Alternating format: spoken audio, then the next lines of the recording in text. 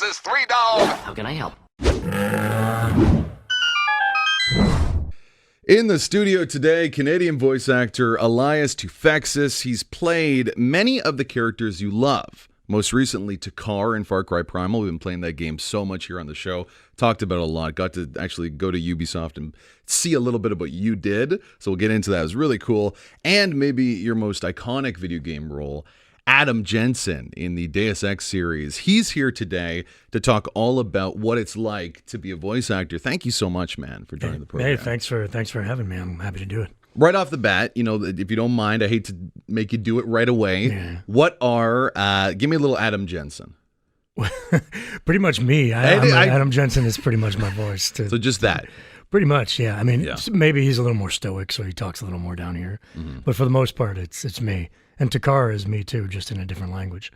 So that's interesting. A lot of your roles have just been your natural timber acting, essentially. To be fair, a lot of my popular roles are. Oh, okay. Yeah. The ones that I'm known for, maybe coincidentally or maybe not coincidentally, are the ones that I just speak basically in my normal timbre. But, of course, I've done cartoons and all of the voice all over the place and stuff like that. But yeah, Adam Jensen is, my video game work in particular is extremely popular. So, yeah, that's just me.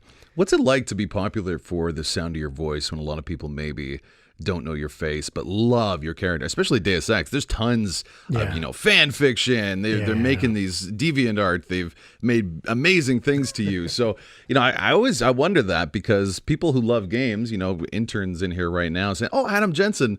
Don't know what this guy looks like though. Yeah. What's that like? Well, it's interesting, right? Because I have.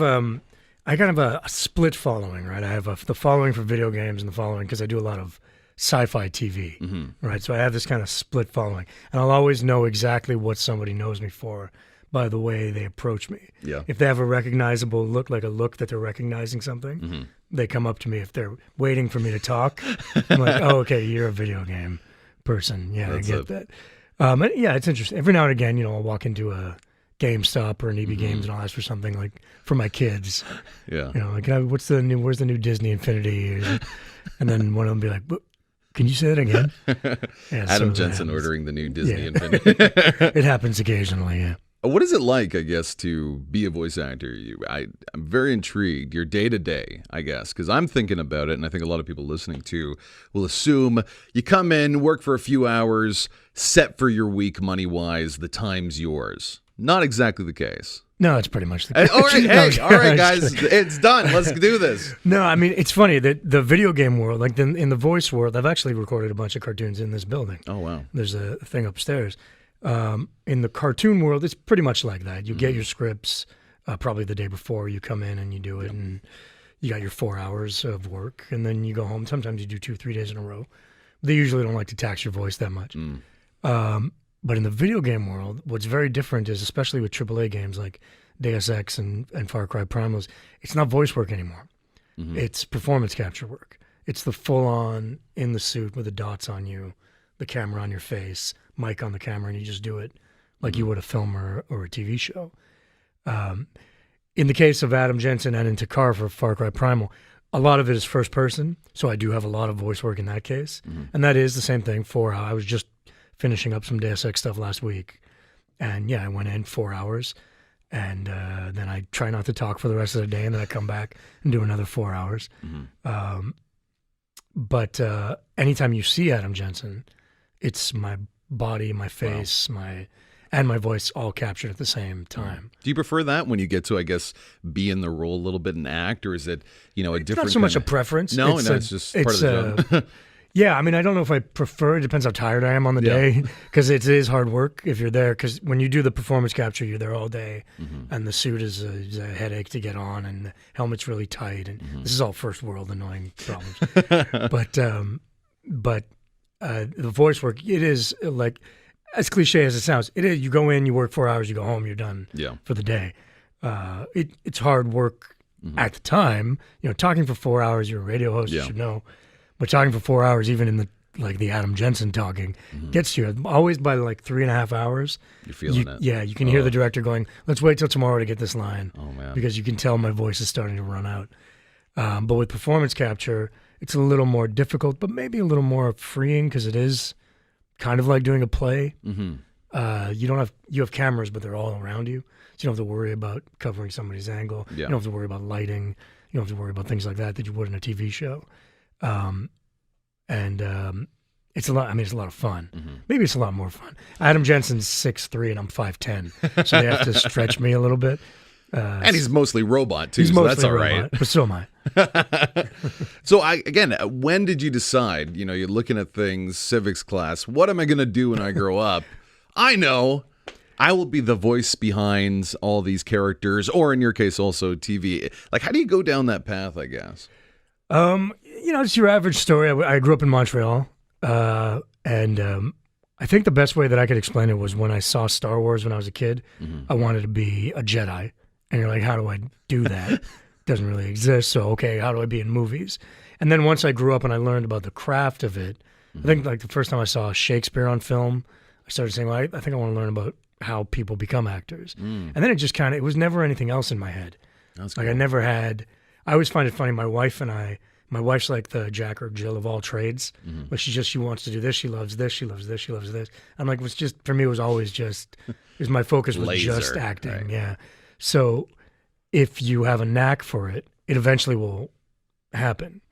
If you're focused on it and you just do that, that's what I did. I went to theater school. I graduated. I got an agent. I started auditioning, and I went down to the States for a bit. I came back here. I moved to Vancouver. I moved here. It's constant. And it's still not over. I'm still, going back and forth between here and Los Angeles, all that cliched crap. But it's what you have to do. What's it like to be a Canuck and try to dive into this field? We're here in Toronto. Fortunately, there are a lot of, big gaming studios here. Yeah. Ubisoft, for one. Yeah, I know you did Far Cry Primal. But a few years ago, they really didn't have a huge presence here. So what was it like trying to jump into that field? Well, I got really lucky. I didn't set out to be in video games. I'm a gamer. I'm definitely a gamer. And I was, I was very happy to be joining this. But actors are like any contract worker, like a construction worker, whatever. You get offered job interviews per se, and then you take pretty much any job you can get at first. So I kind of fell backwards into the video game stuff. It was just, I was auditioning for it like I would a cartoon back in the day. You don't do that anymore. Now you audition like you do a film. But I would just go into a booth and audition, and eventually, I think my first game was Need for Speed. Really? Carbon. Do you remember anything from that? The thing about that is that I did a Joe Pesci impression. My character was this guy up here, which is so funny. I'm known for this voice. Yeah. My character's up here the whole time. And that was my first game. That was out in Vancouver, actually, for EA. And then I moved to Montreal, and I didn't move to Montreal. I went back to Montreal for a bit, and I booked Rainbow Six Vegas 2. I was the bad guy in that. There you go. And that was just another normal audition. Yeah. And then it kind of just started piling on. I think I kicked in. I came in rather at a very specific time when they started deciding, let's use actors for everything, performance capture. And because when I did Rainbow Six Vegas, I was matching my performance based on one of the animators doing the performance capture. And he's overacting and doing it terribly. And if you go watch Rainbow Six Vegas 2, my voice doesn't match what the guy's doing because it doesn't make sense what he's doing. He's over-articulating and things like that. So then they started saying, well, now you have to be a specific height to come in and even voice audition because we're going to be using you for, that's changed, but we're going to be using you for. It's going more performance into maybe capture. the film and TV. Yeah, now every week that I go in, and literally every time I go in probably once a month to do a different performance capture thing. Something has changed. Really? Something has become easier. The helmets have become lighter. Oh, cool. Suddenly they're putting dots on my face where they wouldn't do that before. The suits are now sometimes they light up. If you think of like Dawn of the Planet of the Apes, they mocapped all that stuff outdoors. Wow. Which is almost impossible. They had to put cameras up in trees and things. So it's every day something else is changing. And it's amazing to be kind of in on the ground floor. Again, speaking with voice actor, Canadian Elias Toufexis here about some of the roles he's played, about what it's like the day-to-day. How does it compare a little, because you're touching on it there a bit. You do a lot of TV work. You said you're divided in that way. What is it like to compare the work you've done on TV with some of the big video games in terms of the craft? We talked about, how the fans react, but of the actual work, what's the big difference? The big difference for me, maybe there's a selfish difference, but the big difference is that on television and film, you work or you're there a lot longer than you are for video games. Because with video games, no matter what, they're still, if you're thinking Ubisoft is paying all of their tech people to come in from 9 to 5. So once they start paying them overtime, it gets really expensive. So you as an actor, you come in from 8 to about 6. That adds in, that's it. So you're 8 to 6 every day. It's like a normal job. On film, you're at the mercy of whatever location you're shooting at, whether the scene takes place at night or not. And your days are 15, 16 hours. Wow. And they try to get in so much. So we were shooting, I did a TV show called The Expanse, which is a sci-fi show. And it's kind of like a Game of Thrones type show in the sense that there's so many characters. So they're trying to fit everything in, each episode in by 7 days. It's very hard. So whereas on a video game, it's like if you screw this up, you get how many times do they delay video games? All the time. So if they screwed it up, years and years to make one game. It's usually, especially the big ton ones. of time. Deus Ex we've already pushed back a couple of times. No, just once. We've pushed it back 6 months already. That had nothing to do with performance capture in particular. But we went back and said, you know what? We didn't like the way we performance captured that. Let's go back and do it again now that we have 6 months. You can change it now, right? I mean, they still have to pay me, so maybe they don't like that.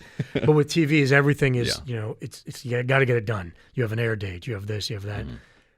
You have post production and stuff like that. So it's as an actor, from how I approach a character, it's exactly the same. There we go. Whether I'm in a voice booth on stage or in a performance capture or whatever, or on a TV set. Just what does he want? The classic, right? What does he want? What are you trying to get? Are you lying? Are you telling the truth? All that kind of stuff. All right, we'll be back right after this. Got to take a quick break. Elias is sticking with us. This is VGS Talk Radio, AM 640.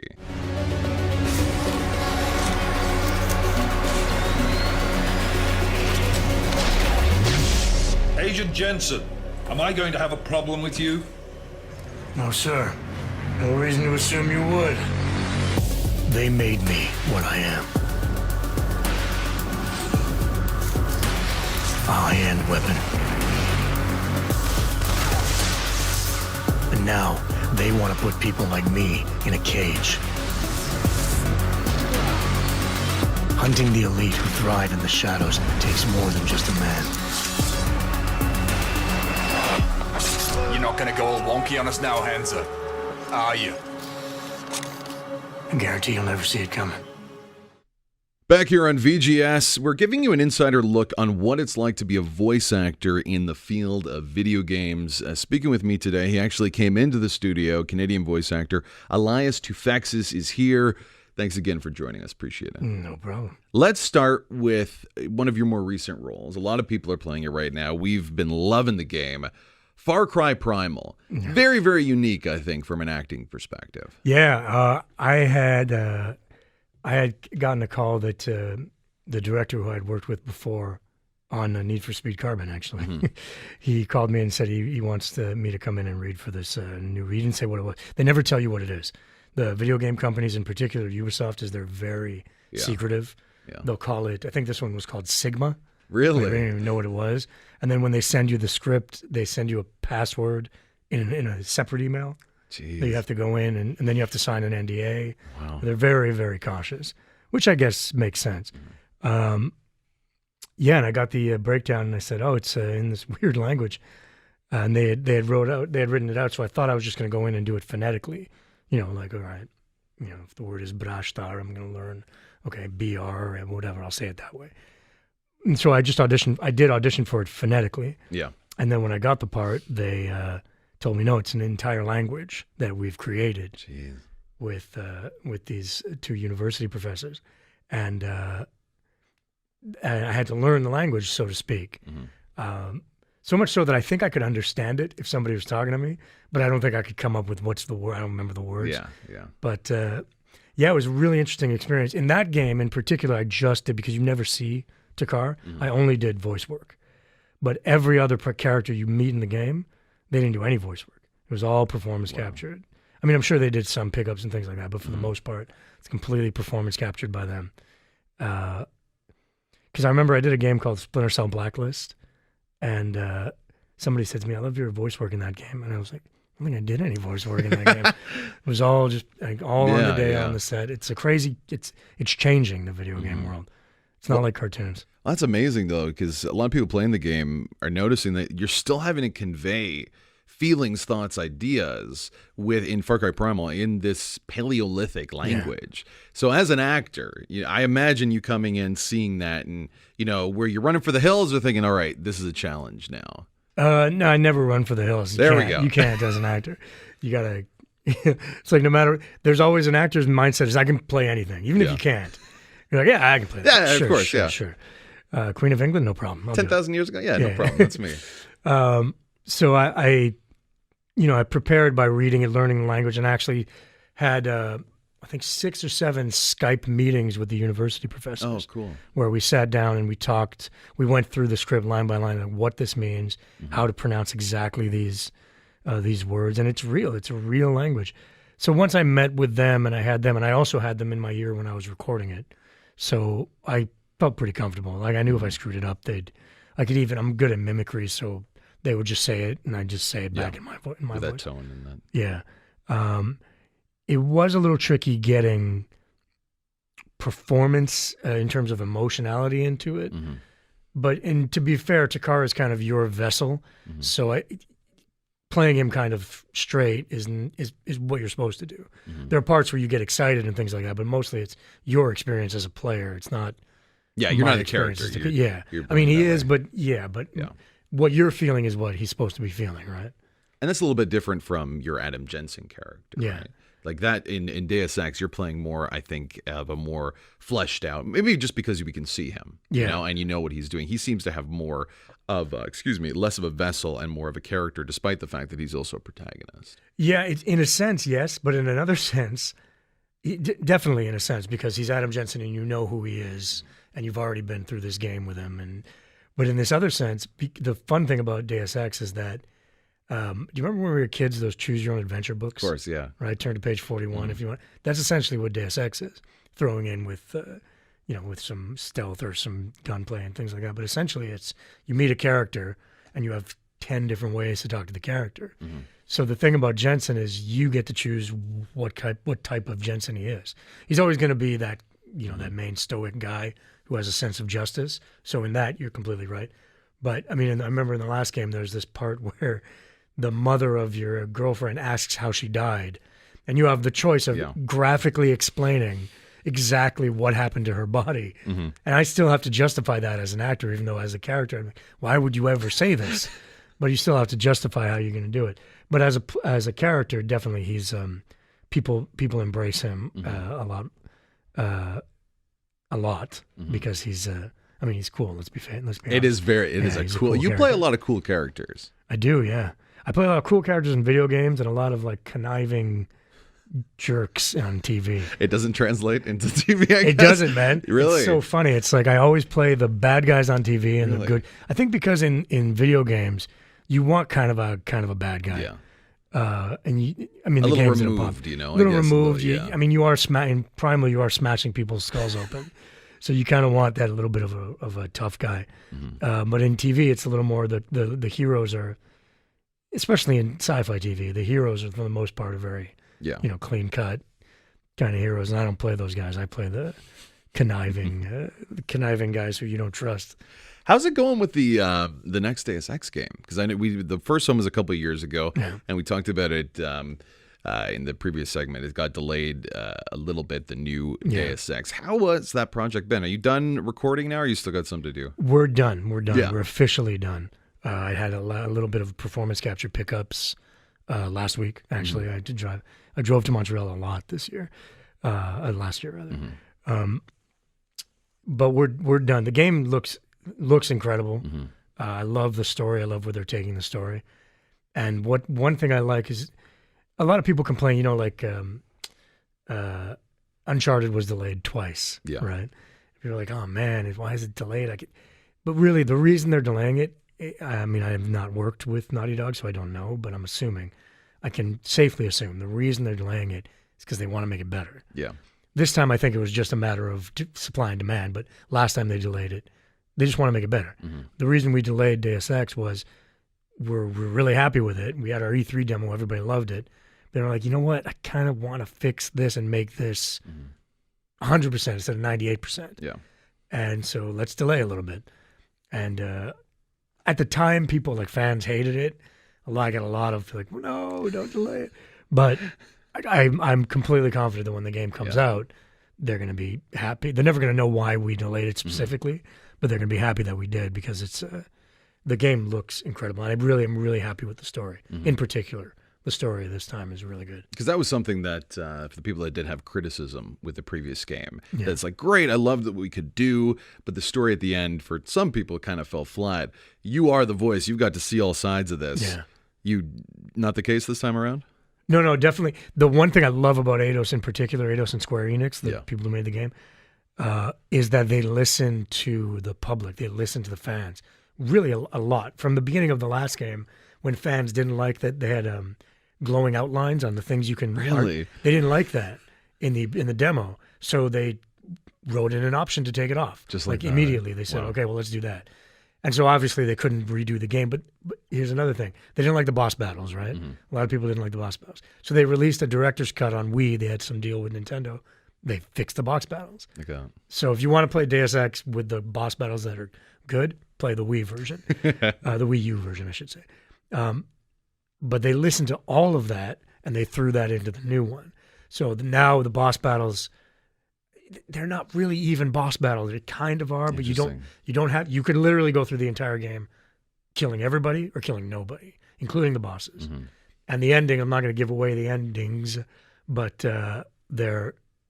it's definitely different from the last one. And your choices, I'm trying to be careful. Of course. But the choices that you are offered are game changers in the literal sense of the word. You feel it in the game. Yeah. Yeah. It's not as if we press a button and then, there's a video of saying, this happened some other time, I swear. Yeah. And it's less about the way you've acted throughout the game in terms of the character. Because in the last game, there were, I think, 6 or 7 different endings you could get.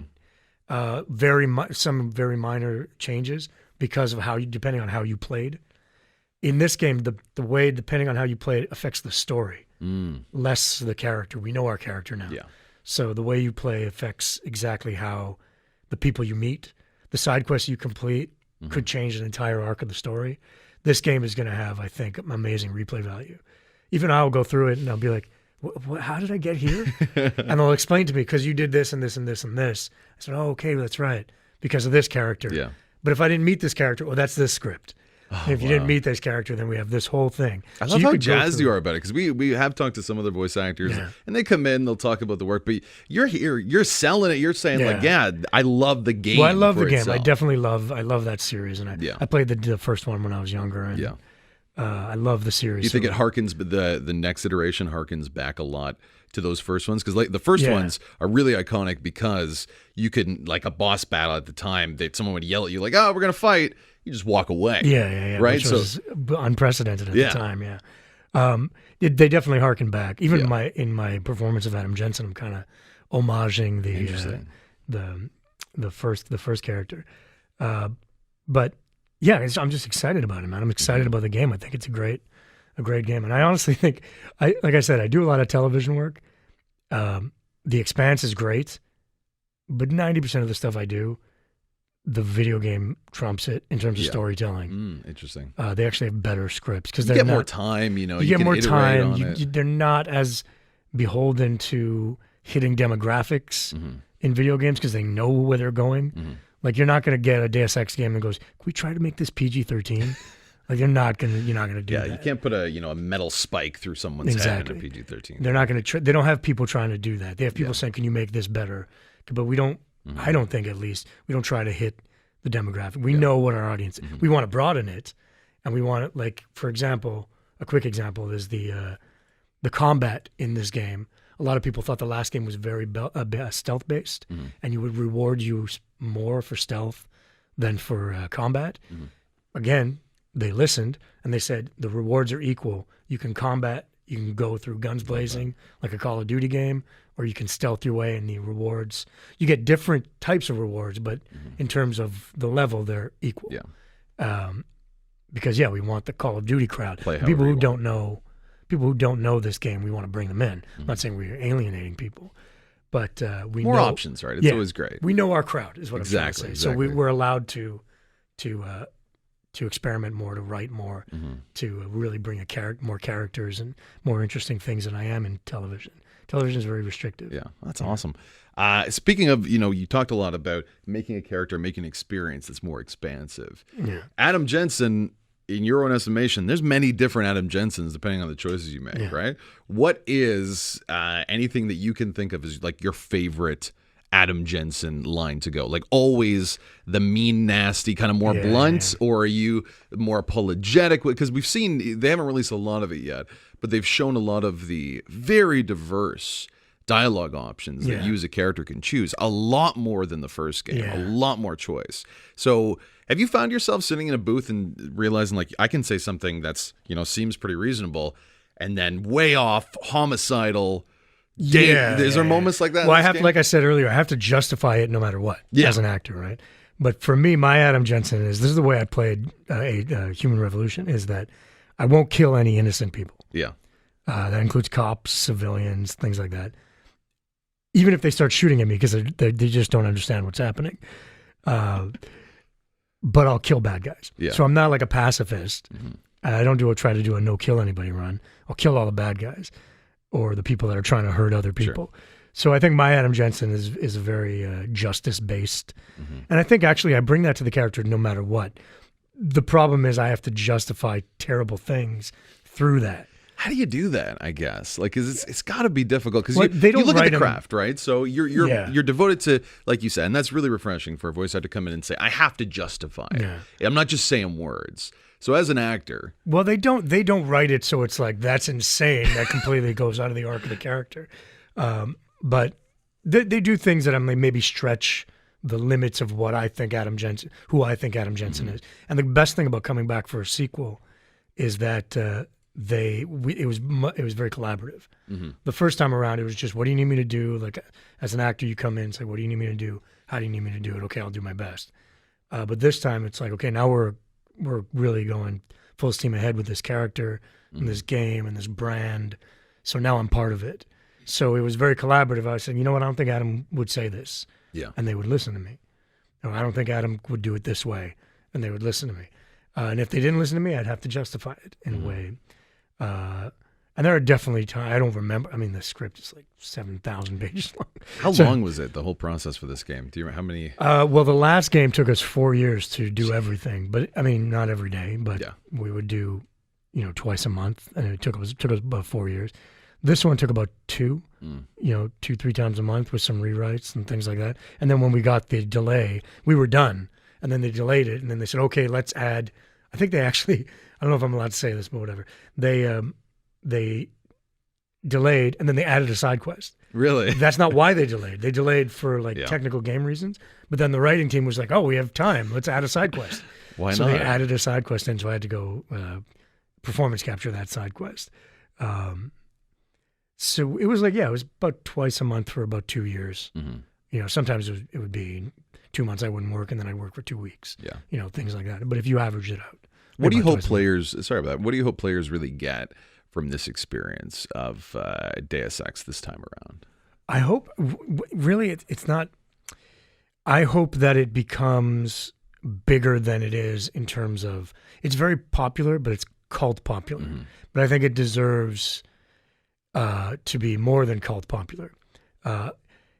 Like Jensen kind of rises above that in a weird way, which is a reason I think they brought him back, is that now, you'll see pictures of, here's all the video game protagonists. You'll see Snake and I was going to call him Nolan North, Nathan Drake. And, now you'll see Joel and Adam Jensen, Joel from Last of Us, and you'll see Adam Jensen in there. So he's become kind of iconic in the video game world. And I don't think not that they expected he would be, dismissed, but I don't think they expected he would be that. That people love him. That iconic. So what I want is I want him more iconic. Not particularly him, but the game. So that's a selfish view of that question, the answer of that question. But I just want people to play their version of the game. There you go. To go through it, and it's so dense. The game is so thick in terms of plot and the world, I should say. The world is so vast now in terms of all the people you meet and the different things they're going through and stuff like that. So I just hope people I hope people play it twice, maybe even 3 times, so you can experience the entire thing. There you go. That's a tagline. I hope they play it once, maybe twice, maybe 3 times. Yeah, play it 3 times. Well, thank you again so much for joining the program, speaking with Canadian voice actor Elias Toufexis, all about his work, previous work in the field, and a big upper for the next Deus Ex game. When's it coming out? August 23rd. So very, very exciting. Make sure you pick it up. And keep listening. If you missed the program so far, if you didn't get to hear what it's like to be a voice actor, head to our website, 640toronto.com/VGS. You'll get to see our pretty faces as well. We decided to record this today. Elias, thank you so much. Thanks, man. This is Andy Burkowski, VGS Talk Radio, AM 640.